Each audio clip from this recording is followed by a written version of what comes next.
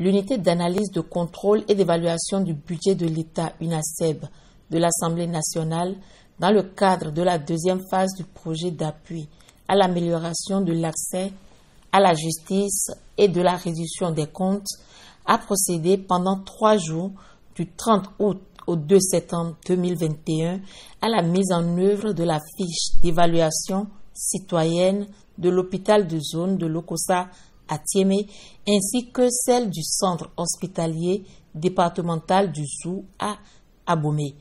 L'activité s'inscrit dans le cadre de l'accomplissement du contrôle de l'action du gouvernement. Ici, à Lokossa, la mission est conduite par le deuxième vice-président de l'Assemblée nationale et plusieurs autres députés assistés par le secrétaire général administratif et son adjoint, le conseiller juridique du président de l'Assemblée nationale ainsi que des cadres de l'Assemblée nationale. Les travaux sont officiellement lancés à la direction départementale de la santé de Lokossa à Thiémé. Nous avons pour mission d'éclairer la lanterne des décideurs sur le fonctionnement de l'hôpital de zone de Lokossa à Thiémé. Notre mission, si elle était réussie, devrait permettre d'améliorer plus encore la qualité des prestations fournies aux populations de la région. C'est dire que nous avons l'obligation de travailler avec rigueur et professionnalisme afin d'atteindre l'objectif visé. Cette mission d'évaluation permet aux députés d'exercer autrement le contrôle de l'action du gouvernement.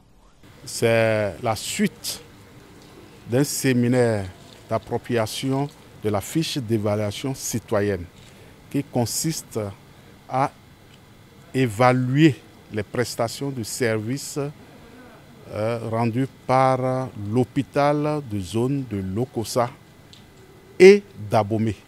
Ces 2 localités. Alors c'est pour évaluer ces prestations-là et afin de proposer des recommandations pour l'amélioration de ces hôpitaux. Et donc les honorables députés sont arrivés ici pour la deuxième phase, la phase de terrain, qui consiste à mettre en synergie la population, les prestataires de services que sont les responsables des hôpitaux, afin d'évaluer ces prestations-là et de proposer des recommandations. Et ces recommandations-là seront bien suivies par un comité de suivi et tout cela s'inscrit dans le cadre du contrôle de l'action du gouvernement. Après cette première étape, cap est mise sur la mairie de Lokossa où une rencontre a permis d'échanger avec l'exécutif communal afin de s'imprégner de l'appui de la mairie au bon fonctionnement de l'hôpital de zone. Ici, l'on se réjouit des diverses actions menées à l'endroit de toutes les formations sanitaires de la commune.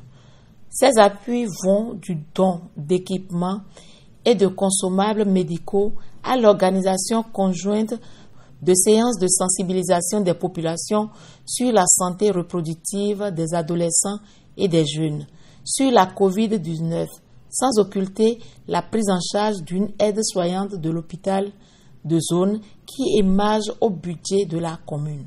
Nous parlons de l'hôpital de zone qui en réalité est, on peut dire, virtuel parce que la mairie de Lokossa, particulièrement l'arrondissement de Lokossa, n'a plus de centre de santé pour l'arrondissement de Lokossa. C'est le centre de santé de l'arrondissement de Lokossa qui a été transformé en hôpital de zone. L'après-midi du 30 août est consacré à une séance de travail avec le directeur de l'hôpital de zone Lokossa à Thiémé et son personnel, suivi d'une visite d'état des lieux.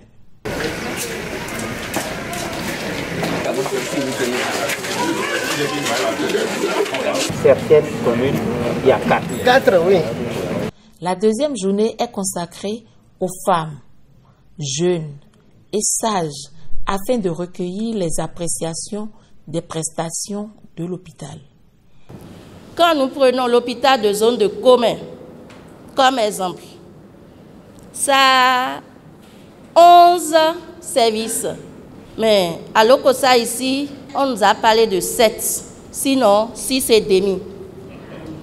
6 et demi, pourquoi? Parce que il y a petite chirurgie.